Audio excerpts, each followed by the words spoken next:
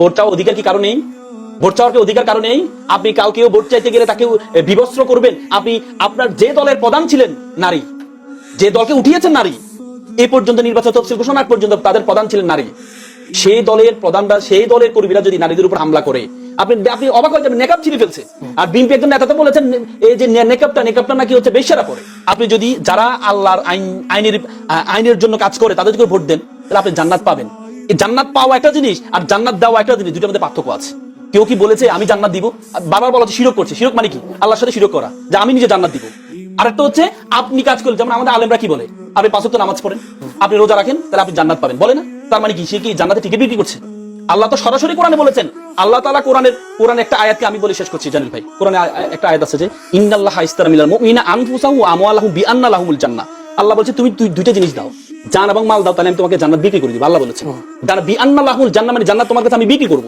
দুইটা জিনিসের বিনিময়ে, একটা হচ্ছে জান আর একটা হচ্ছে মাল। যারা জামাত শিবির করে তারা প্রত্যেকে মনে করে যে আমি জামাত, দেখেন একমাত্র বাংলাদেশে একমাত্র দল যে দলে নিজের পকেট থেকে টাকা দিয়ে 5% টাকা দিয়ে জামাত ইসলাম করতে হয়। কেন করে? পাওয়ার জন্য না, সে পাওয়ার জন্য, সে চিন্তাই করে জান্নাত পাওয়ার জন্য। যে যার কাজে জান্নাত, কিন্তু যার কাজ হচ্ছে ন্যাশনালিজম, সে যখন জান্নাত পাবে। আপনি বিভিন্ন জায়গায় বক্তব্য শুনেছেন যে জিয়াউর রহমান নাম নিলে আপনি জান্নাত নিশ্চিত।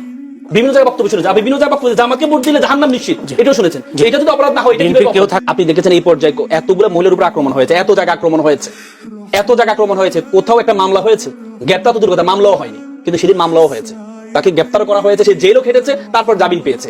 তার যে পাশে যে লোকগুলো ছিল সেগুলো তাকে ফুল দিয়ে বরণ করে। মামলা কেন করছে না জামায়াতের নারীরা? জামাতের মামলা নিচ্ছে না। এখন প্রথমে মিরপুরে যখন হয়েছে, জামাতের আমিরের আসনে যখন হয়েছে, আমি নিজে বলেছে আমরা ধৈর্য ধরছি, আমরা এই মামলা হামলার এটা পছন্দ করি না। আমরা আজকে প্রতিবাদ করলাম, বাট আমরা মামলা করব না। কেন করিনি? এই যে পন্থা সংস্কৃতি থেকে বের হয়ে আসার জন্য সতর্কতা শুরু, কিন্তু সতর্কতা তো আমরা দেখি নাই। পাপি আপার মতো একজন এমপি, সে বলেছে যে যদি কোনো ছাত্রী সংস্থার কেউ ভোট চাইতে আসে 999 কল করবেন। কেন? কি ভোট চাওয়ার অধিকার কি কারো নেই? ভোট চাওয়ার কি অধিকার কারো নেই?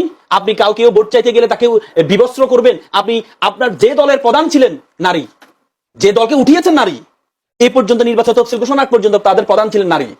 সেই দলের প্রধানরা, সেই দলের কর্মীরা যদি নারীদের উপর হামলা করে, আপনি অবাক হয়ে যাবেন। নেকাব ছিঁড়ে ফেলছে।